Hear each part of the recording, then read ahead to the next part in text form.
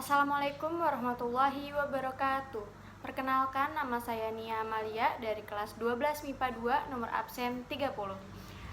Saya dari SMA Perguruan Rakyat 2 di sini ingin membuat tugas video untuk melengkapi tugas dari mata pelajaran ekonomi. Di sini saya akan membahas mengenai tokoh ekonomi di dunia yang bernama Friedrich August von Hayek. Friedrich August von Hayek biasa dipanggil Hayek. Hayek lahir pada tanggal 8 Mei 1899 di Wina, Austria, dan meninggal pada tanggal 23 Maret 1992 di Freiburg, Jerman. Hayek adalah ekonom Inggris kelahiran Austria, terkenal karena kritiknya terhadap negara kesejahteraan Keynesian dan sosialisme totaliter.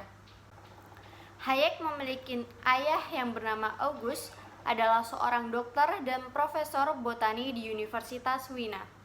Dan ibunya bernama Felicitas, adalah putri dari Franz von Duvaerts, seorang profesor dan kemudian menjadi pegawai negeri terkemuka. Hayek adalah anak pertama dari 3 bersaudara. Hayek mendaftar di Universitas Wina dan tertarik pada Fakultas Hukum dan Psikologi di tahun-tahun awal kuliahnya, tetapi ia menyelesaikan hukum untuk gelar pertamanya pada tahun 1921. Pada tahun 1923, tahun terakhirnya di universitas, Hayek belajar di bawah bimbingan ekonom Austria, Friedrich von Wieser, dan dianugerahi gelar doktor kedua di bidang ekonomi politik. Dia mulai bekerja di kantor pemerintah sementara, tempat dia bertemu Ludwig von Mises, seorang ahli teori moneter dan penulis kritik sosialisme sepanjang buku. Hayek melakukan perjalanan ke Amerika Serikat pada tahun 1923 sampai 1924.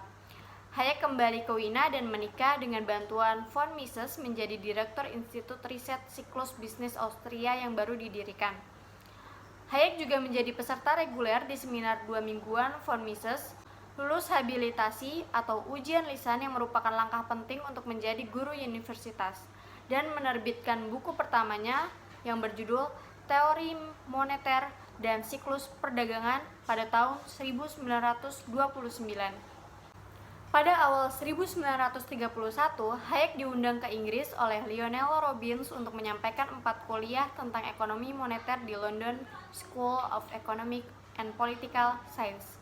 Ceramah-ceramah itu pada akhirnya akan mengarah pada pengangkatannya pada tahun berikutnya sebagai profesor ilmu ekonomi dan statistik Tuke di LSI.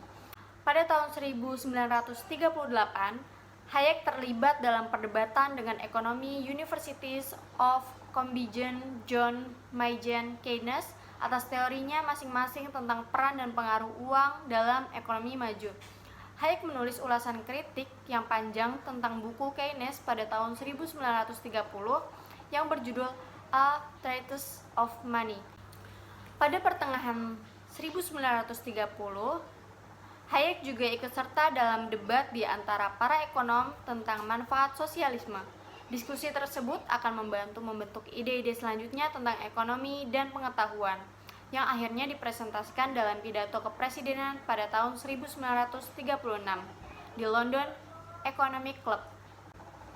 Pada tahun 1952, bukunya tentang psikologi yang berjudul The Sensory Order diterbitkan, begitu pula kumpulan esainya dari Project August of Reason dengan judul The Counter Revolution of Science, Studies on the Absurd of Reason.